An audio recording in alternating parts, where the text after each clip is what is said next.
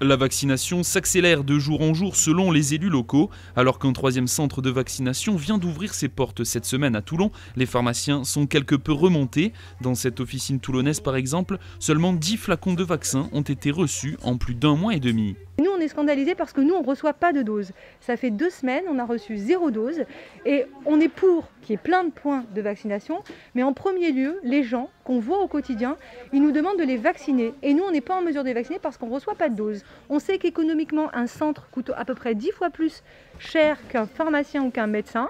Donc on ne comprend pas qu'on puisse ouvrir un troisième centre sur Toulon sans envoyer des doses aux principales concernées. C'est une grosse injustice, c'est un gros complot politique parce que les politiques ont décidé qu'ils avaient ouvert leur centre de vaccination et que ça devait s'appuyer sur un succès, mais c'est un échec. Des professionnels qui se sentent donc blessés d'être délaissés à ce point par les autorités alors qu'ils sont en première ligne toute l'année face aux patients et qu'ils ont l'habitude de vacciner. Le contact avec la population nous permet de leur expliquer les choses, nous permet de les éduquer, de les rassurer, d'être aussi disponible en réaction à un effet indésirable. Là, j'ai vacciné par exemple une personne le 12 mars, elle m'a appelé hier, elle était inquiète parce qu'elle avait mal à la tête, elle me dit est-ce que je peux prendre tel médicament? Je lui ai répondu, dans les 10 minutes elle avait sa réponse. On est proche des gens. Ils nous ont fait confiance pour la vaccination de la grippe.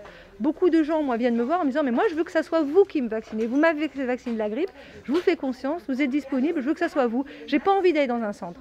En effet, les grands centres de vaccination sont évidemment plus difficiles d'accès que les pharmaciens de quartier, notamment pour des personnes âgées et parfois sans véhicule. Une autre problématique, c'est la visibilité sur les doses reçues. Si cette pharmacie est en capacité de vacciner 50 à 100 personnes par jour, l'approvisionnement au compte-gouttes contraint les équipes à ne plus prendre de rendez-vous.